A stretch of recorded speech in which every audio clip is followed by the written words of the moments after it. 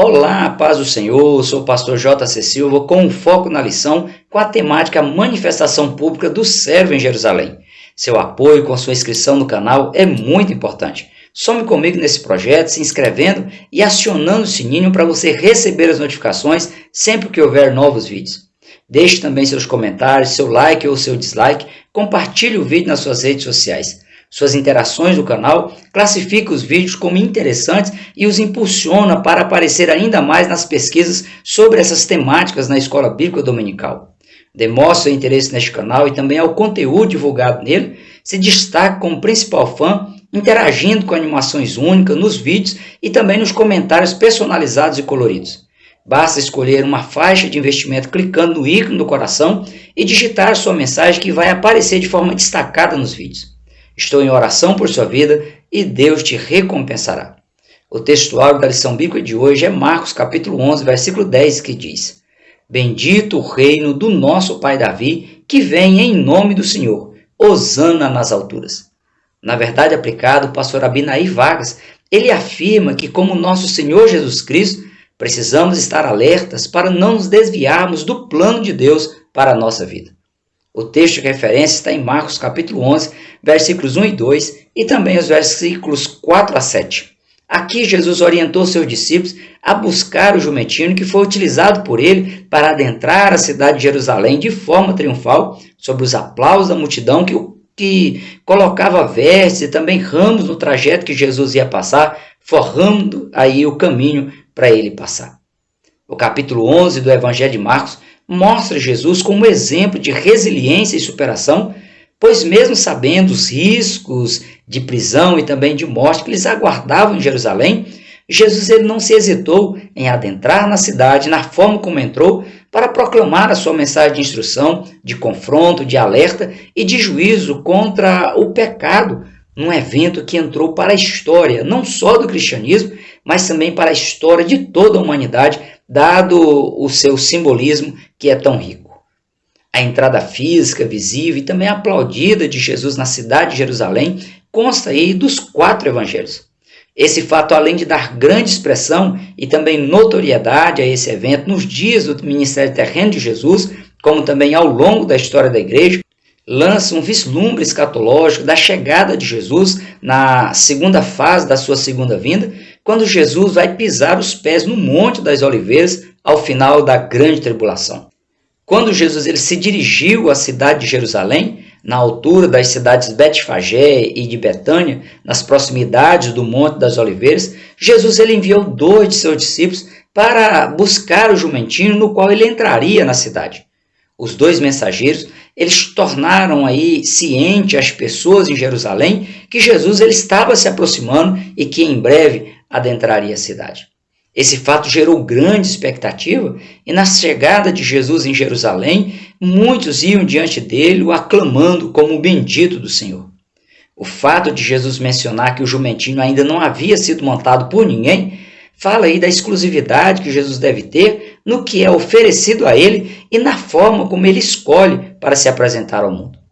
Além de Jesus mostrar que ele valoriza as coisas simples, como o jumentinho, que era um animal simples e utilizado para o transporte de cargas, esse fato ocorreu para se cumprir a profecia de Zacarias, na qual foi dito: Alegra-te muito, ó filha de Sião, exulta, ó filha de Jerusalém, eis que o teu rei virá a ti, justo e salvador, pobre e montado sobre um jumento, sobre um asninho, filho de jumenta.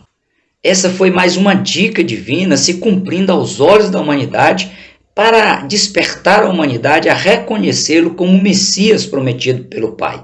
Infelizmente não passou de uma euforia momentânea, pois pouco tempo depois até mesmo seus discípulos o deixaram e fugiram.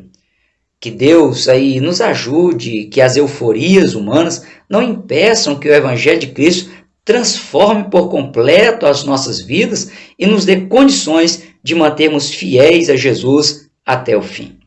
O escritor Wally Wiersbe, ele lembra que na época da Páscoa a população de Jerusalém ela se quadruplicava, tendo em vista que as pessoas vinham de todas as partes para celebrar a Páscoa em Jerusalém. O efetivo do exército romano ficava em alerta máximo, pois dado aí a quantidade de pessoas na cidade, corria o risco de algum levante contra algum oficial romano ou brigas entre os diferentes grupos religiosos e pessoas extremistas. Como os judeus eles esperavam pelo Messias prometido por Deus, esse seria um momento ideal para a aclamação de um rei que se propusesse romper com o Império Romano e libertasse a nação de Israel. A aproximação da Páscoa, o fluxo de pessoas se dirigindo a Jerusalém e se instalando na cidade, de fato foi um momento especial para uma pessoa especial. O evangelista João ele descreve muito bem esse momento dizendo: no dia seguinte, ouvindo uma grande multidão que viera à festa, que Jesus vinha a Jerusalém, tomaram ramos de palmeiras e saíram-lhe ao encontro e clamavam: Hosana, bendito o Rei de Israel, que vem em nome do Senhor. Os comentários da Bíblia de Estudo Pentecostal ressaltam que a essa altura no Evangelho de Marcos começaram os eventos da Semana da Paixão de Cristo, que engloba os capítulos 11 ao capítulo 15 do Evangelho de Marcos, seguido por sua ressurreição no capítulo 16. Após o anúncio dos 2 discípulos, que dava conta de que Jesus estava se aproximando de Jerusalém, o servo ele entrou na cidade santa de maneira modesta, mas triunfante, sobre os aplausos da multidão e das frases o declarando como sendo descendente do rei Davi, o bendito do Senhor. As frases bendito o reino de nosso pai Davi e bendito que vem em nome do Senhor deixou enfurecidas as autoridades da época, pois como representante de César, que era o imperador romano dominante na época, eles deveriam zelar pela manutenção do império e lutar para mantê-lo a qualquer custo. Mesmo porque, caso o Império Romano fosse afetado, eles perderiam seus empregos e perderiam também as regalias a que desfrutavam nas funções que ocupavam. E a entrada triunfal de Jesus na cidade de Jerusalém significou que Jesus ele estava reivindicando para si aquele reino. O próprio clamor da multidão, o ligando à descendência de Davi e a sua genealogia, conhecida por todos à época, colocava Jesus na condição de um sucessor natural do rei Davi. A esperança dos judeus era a de que Jesus aceitasse ser aclamado rei de Israel, rompendo com o domínio romano e restabelecendo uma pátria livre e também soberana.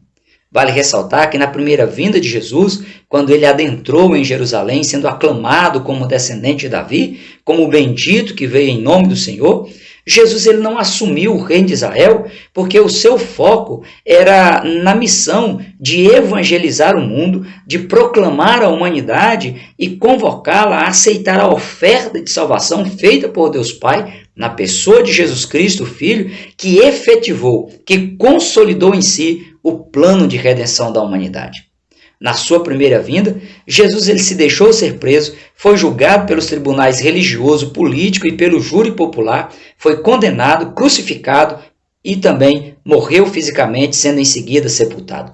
Mas ao terceiro dia, ele ressuscitou de forma gloriosa e na sua segunda fase da sua segunda vinda, após enviar 2 testemunhas à sua frente, como aconteceu com os 2 discípulos que o antecedeu nessa entrada triunfal em Jerusalém, o próprio Cristo vai pisar os seus pés sobre o Monte das Oliveiras, enfrentará o exército aliado do anticristo, o vencerá, destronará o anticristo e estabelecerá o seu reino, cuja sede mundial será na cidade de Jerusalém.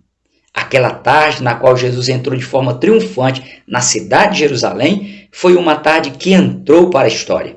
Entrou aí como um ato profético do que vai acontecer no futuro. Após acessar a cidade, ao final da tarde, Jesus ele se retirou e foi para a cidade de Betânia, onde havia ressuscitado Lázaro. Interessante essa retirada estratégica de Jesus, pois se ele ficasse na cidade de Jerusalém, possivelmente o exército romano se aproveitaria da noite para prendê-lo antes de sua missão se concluir.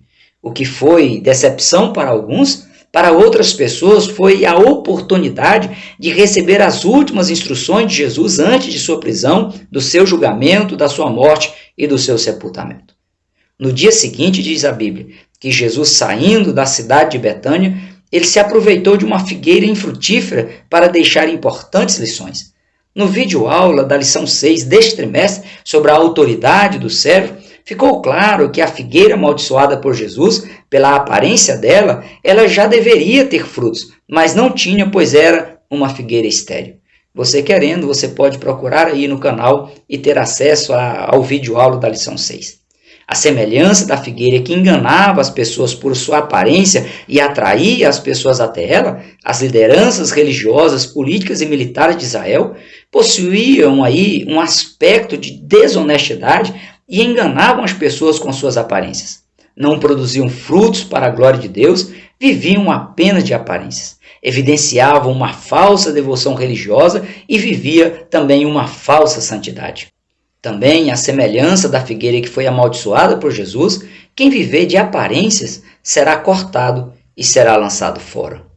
Outra importante lição ensinada por Jesus nesse meio tempo entre a sua entrada triunfal em Jerusalém e a sua prisão foi o seu zelo, ou seja, o zelo do servo pelo templo, pelo santuário dedicado a ser local de culto e adoração exclusiva a Yahvé Adonai, o soberano Senhor do universo. Apesar de os judeus considerarem o templo um local sagrado, uma representação da presença de Deus em Jerusalém, como também em Israel, o que era para ser feito com zelo e com respeito, o que era para ser dedicado como local de adoração, de oração, de louvor exclusivo a Deus e ao ensino das Escrituras Sagradas, pelo fato de os judeus terem banalizado o sagrado e invertido os valores, aquele local foi transformado por eles em um covil de salteadores, como bem classificou Jesus. Aguardando que Jesus se aclamasse rei ou aceitasse ser aclamado, as pessoas, sem entender o propósito da missão de Jesus, o viram indignado, entrando no templo e expulsando os mercadores do templo. Jesus ele não se agradou do que estava vendo, pois o ato de uma pessoa levar um animal para ser sacrificado no templo em Jerusalém era uma confissão pública de que aquela pessoa ela reconhecia ser uma pecadora e estava em busca do perdão divino, levando um sacrifício para ser oferecido ao Senhor no templo. Deixar para comprar os animais para o sacrifício lá no templo, além de ser uma facilidade que ocultava o fato de a pessoa se reconhecer pecadora, a pessoa não tinha nenhum sacrifício pessoal em criar e escolher um dos seus animais lá do seu rebanho pessoal e conduzi-lo ao templo em Jerusalém. Tirava também o foco da adoração a Deus, focando aí nas negociações por um preço mais baixo pelo animal a ser sacrificado. Como também era uma forma de os mercadores extorquir os peregrinos e cobrar valores exorbitantes pelos animais que seriam sacrificados. Outro fator grave quanto às negociações era que as moedas gregas e romanas utilizadas nas negociações, elas traziam imagens de ídolos, e essas moedas elas eram trocadas por moedas sírias que não tinham imagem e por moedas judaicas, que eram as moedas que deveriam ser utilizadas para comprar itens sacrificiais. Ou seja, o profano estava sendo misturado com o santo, e isso sempre foi e sempre será abominável diante de Deus. Por isso, Jesus agiu como agiu, derrubou as mesas e as cadeiras dos mercadores, expulsando os mercadores do templo. É necessário frisar aqui a importância da confissão pública da fé cristã, do reconhecimento da dependência de Deus e da busca pelo perdão divino. Além disso, é preciso que haja reverência na casa de Deus.